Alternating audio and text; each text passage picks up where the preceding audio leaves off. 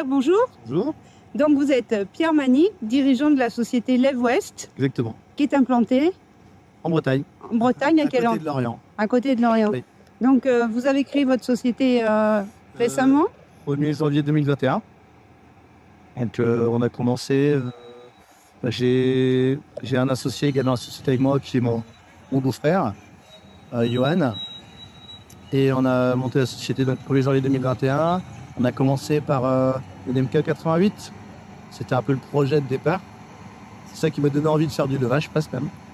Vous n'étiez pas issu du tout du monde Du levage, non. Alors par défaut, oui, parce qu'en fait, à côté de ça, j'ai un groupe.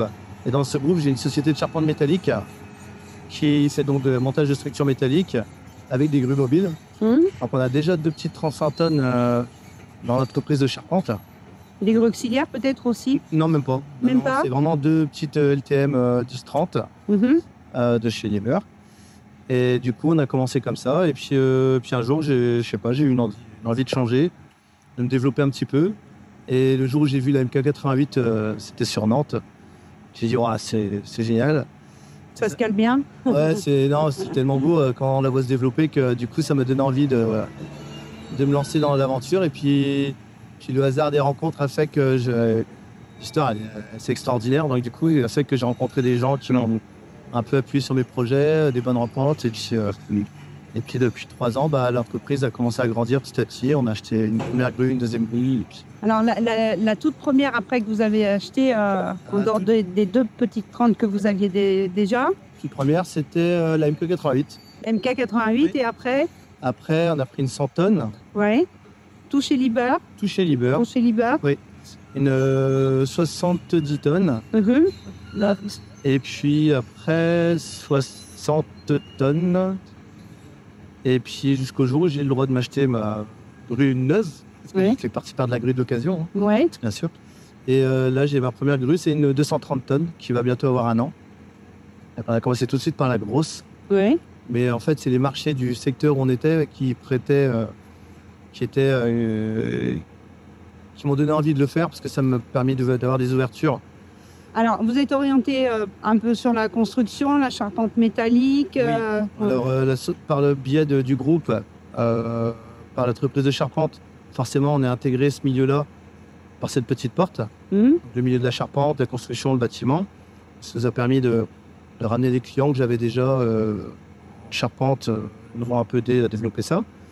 Et de notre proximité avec la mer, c'est là où on est vraiment très, très actif. C'est que nous, on est sur une zone de la Bretagne où il y a énormément de bateaux. Et du coup, on est vraiment... c'est 60% de notre activité à l'heure d'aujourd'hui est vraiment sur la mer et aussi pas mal sur la course au large. Vous avez sorti des belles unités ces temps-ci parce qu'il y a quelques beaux bateaux qui... Il y en a quelques-unes. Ouais. Plutôt pas mal. On est plusieurs à l'élever, mais on en sort plutôt une bonne quantité. Et puis c'est plaisant, le cadre, l'environnement est plutôt chouette. Toujours sympa de savoir qu'on a levé le vainqueur de la route du Rhum ou le futur vainqueur de la Jacques Vabre ou de... Et voilà, c'est vraiment ce métier-là qu'on a découvert il y a pas très longtemps que ça, finalement, on découvre aussi ce super côté du levage qui est que là, on a la chance d'être près de la mer, donc on a des Formule 1. On ne fait pas de course auto, mais nous, on fait de la course au large. C'est plutôt chouette, on fait... Donc l'entreprise, il y a combien de grutiers, combien de salariés? Alors là, actuellement, on est à 11 salariés dans l'entreprise de levage. Il y en a 13 dans la boîte de charpente. Et donc de la boîte de levage, on est assez équilibré. Donc il doit y avoir 8 grutiers, des chauffeurs poids lourds à côté qui sont en soutien logistique de nos grutiers. Et on a un chargé d'affaires, puis un directeur, plutôt bien structuré. Des projets encore d'acquisition?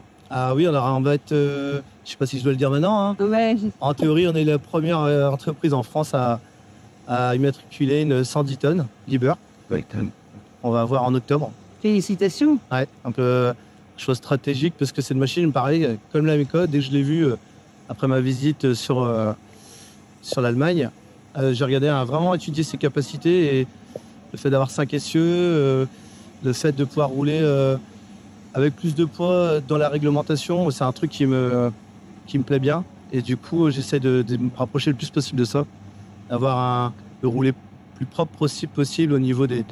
C'est un peu compliqué dans le monde du levage. Alors, qu'est-ce que vous en pensez justement des énergies nouvelles? Est-ce qu'elles sont, à votre avis, adaptables à la profession? Est-ce que c'est compliqué encore. Il y a énergies nouvelles, oui, elles sont forcément adaptables. Maintenant, je pense que la route, elle est encore assez longue, parce que c'est des machines qui nécessitent de grosses énergies, de grosses puissances. Donc, moi, je serais le premier à mettre le pied dedans, si jamais il y avait moyen de faire quelque chose avec ça. Et on fait tout pour, en tout cas, essayer de se rapprocher le plus possible des énergies propres, même si dans le monde du bâtiment, c'est pas simple. Pas toujours. Ça consomme beaucoup de carburant. Oui. Mais bon, on essaye de faire comme on peut. Et ce que nous propose, parce que c'est aussi ça, hein, c'est le défi de tous les fabricants comme Liebherr, de nous proposer des machines qui sont le plus proches possible voilà. C'est ce que vous demandent vos clients aussi aujourd'hui? Non, jamais. Jamais? Non. Globalement. Pour l'instant, ils ne se préoccupent pas encore. C'est pas des questions. Non, qui se posent. Pas du tout. C'est pas un sujet qui. Jamais. On n'a jamais eu ce. Ils sont contents de voir les machines récentes, propres, mais il n'y a jamais.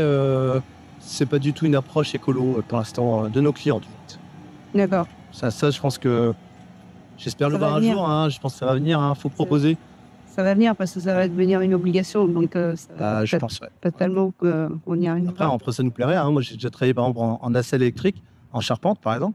Quand on a des nacelles électriques, même des grosses thermiques qui avant étaient que thermiques, qui sont maintenant hybrides électriques, même pour l'utilisateur, hein, de travailler sur un truc qui fait pas de bruit, qu'on sait que c'est propre, c'est super agréable. Bien sûr. Donc, on verra. Bon, écoutez, on vous souhaite bon vent en tous les cas, la société Lemwest, et puis à bientôt. Merci.